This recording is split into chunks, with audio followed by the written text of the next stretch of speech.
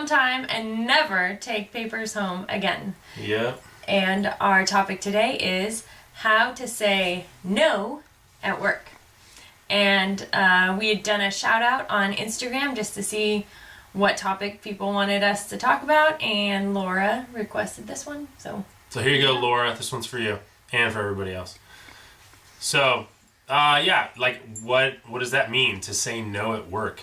It feels like we should be a team player and say yes, and everybody should be pitching in for the sake of the school and the team. But our goal here is to never take papers home again and leave work at work. So this is an introduction to that, right? We're going to bring up many of the different areas that maybe you're saying yes and you need to consider saying no until you've got it all under control, and then you can start saying yes again. But you might be saying yes. I've known teachers in the past that are saying yes to everything, and then they're so burnt out and they're wondering why they're so burnt out. And part of it is because we're saying yes to too many things. And so I had to strip almost everything out and say no to everything, so that then I could ease back and say yes.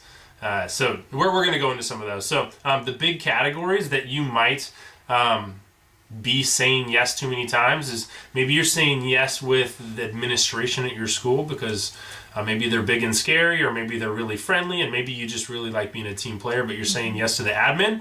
Maybe you're saying yes to the other faculty, to students, to parents, and maybe even to yourself at school, and you need to start saying no. So it takes some courage to say no, but we've got to start saying no.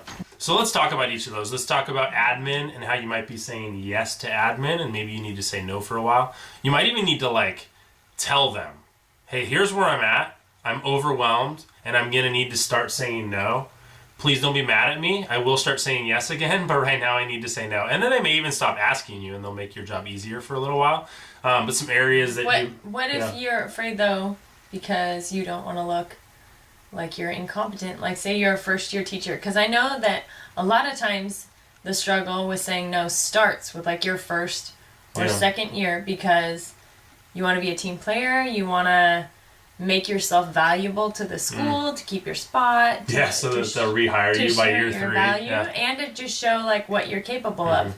So it is a real struggle to say no. I also know that if you're a first-year teacher, in a lot of states, you've got to do a beginning teacher program. In California, it was called BITSA.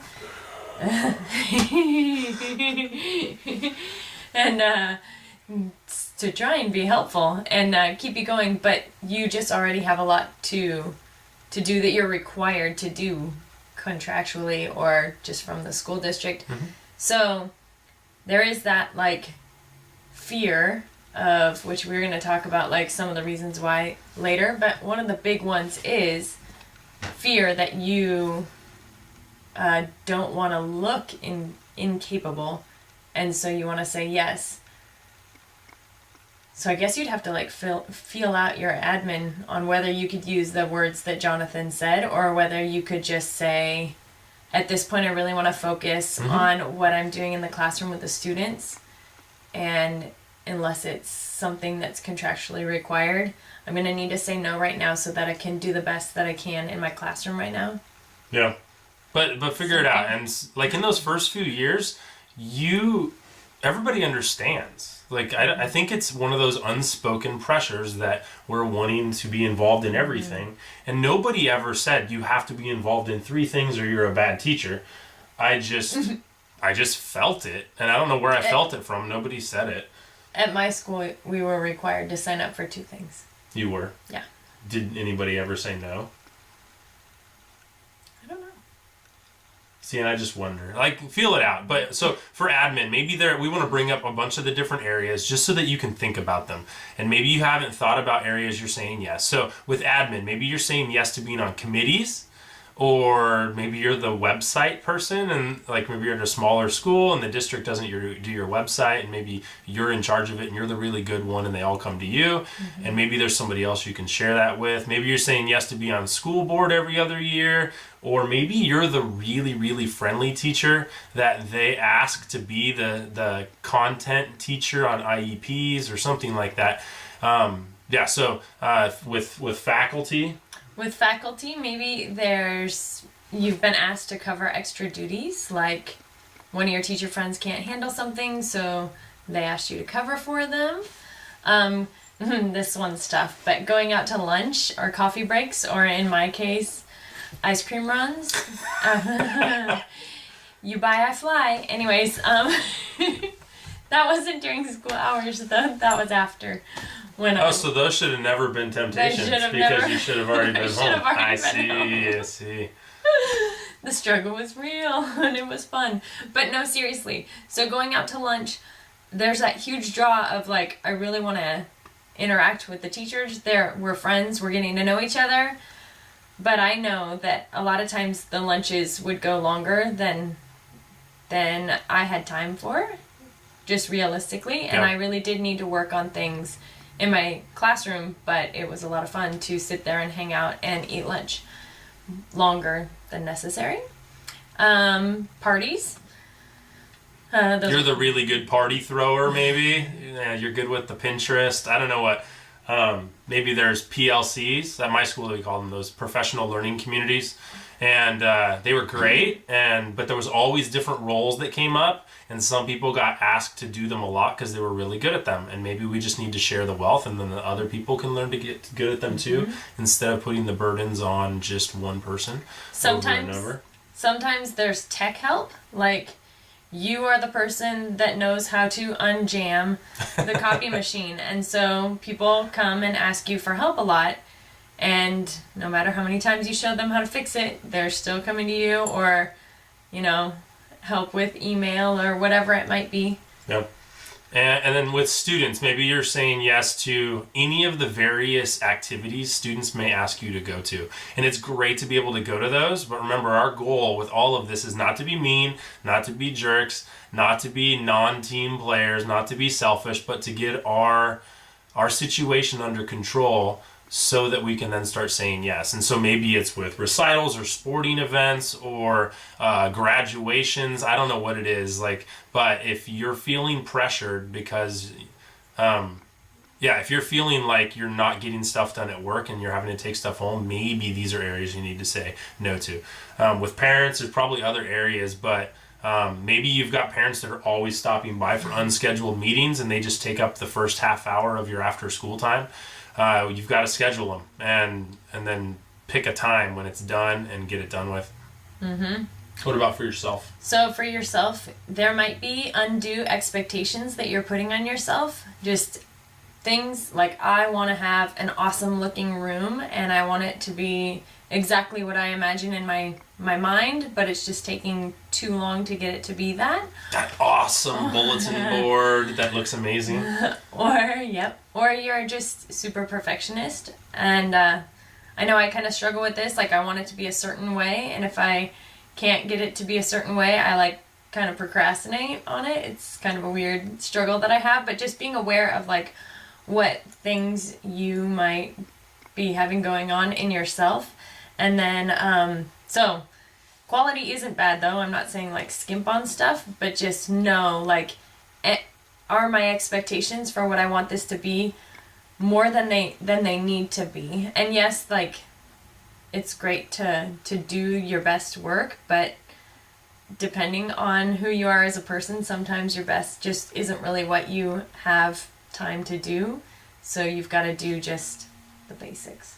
Well, and I would flip that even and say that it's really switching what we place our best quality on. Is my best quality being a really tired teacher that has a great looking room? Or is my best quality being a rested teacher who got to play some at home and isn't overwhelmed so that I can then pour everything into my work when I'm at school? I see that as my best quality.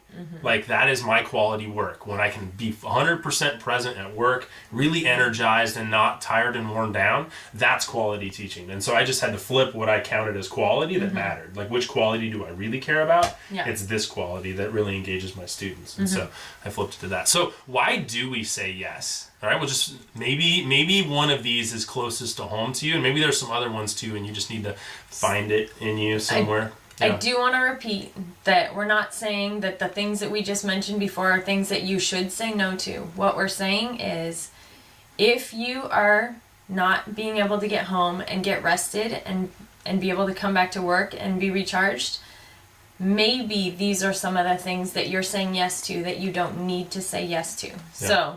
So and these are things taking minutes on campus that you could do that at home. Correct. So if you're starting to realize that you're someone that says yes and needs to say no, it's important to figure out, why might you be saying yes to these things? Is it out of fear, like I kind of mentioned earlier about admin, like you just fear them thinking that you're not capable enough to handle everything to get your job done? So maybe there's fear, and not just with admin, there's fear with how other faculty will see you, how parents will see you.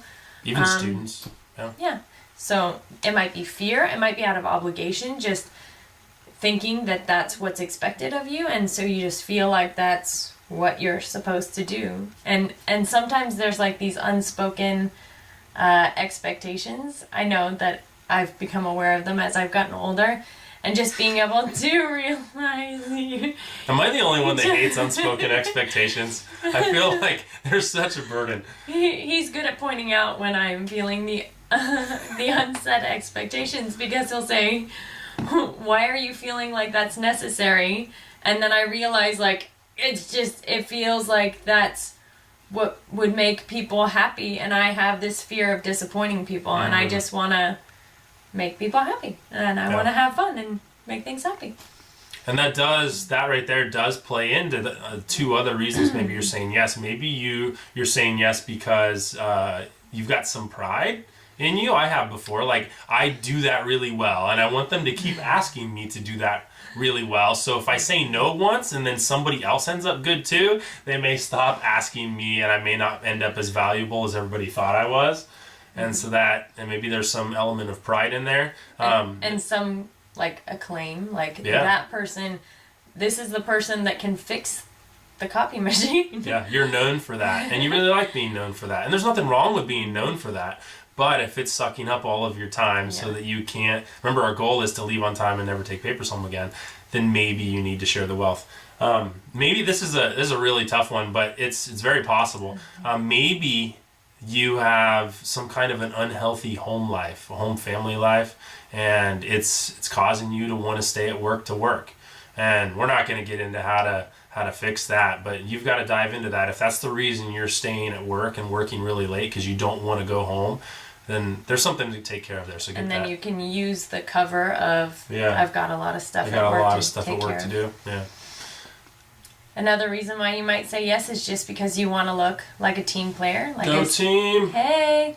Like I said, I don't like to disappoint people. I want to make sure things are happy. And so if I'm being seen as the one person that's always saying no, and everyone else feels like they've got to take over, and they just have a problem with not saying no also. Yeah, that's the big one. Because you're afraid that they can't say no, and then they'll all hate you because you said no. Yeah, so that does bring up, we listened or read a book recently, Boundaries by Cloud and Townsend. Check it out. And just, it helped me especially to realize those times when I fear that other people won't be able to say no also, and then they'll be disappointed because I said no, so then they feel like they've got to say yes to more things, and it's just this weird vicious cycle. Yeah, it's crazy. But really, I think the biggest reason that most of us are afraid to say no is because we're unaware how much we're saying yes. Mm-hmm. And we're unaware, we haven't actually taken a budget of our time at school and really seen where all the minutes are filtering through the cracks. Mm-hmm. And we've just got to take stock of all of the things we're saying yes in and see where we can trim stuff out. Like, especially the ones that somebody else can do just as good. Maybe you're just doing all of it. I don't know what. But hopefully this brought up some areas where you can start thinking more purposefully about your time at school, so that then you can think more purposefully about your time at home and your free time. Maybe with your kids and family or your basketball league or whatever you want to do. So hopefully this has been helpful. We didn't actually say, like, these are the words to say, but then again, we don't necessarily tell you what to think. We just try and get you started on how to think about stuff. How to think. All right. Until next time. Until next time. Keep on thinking.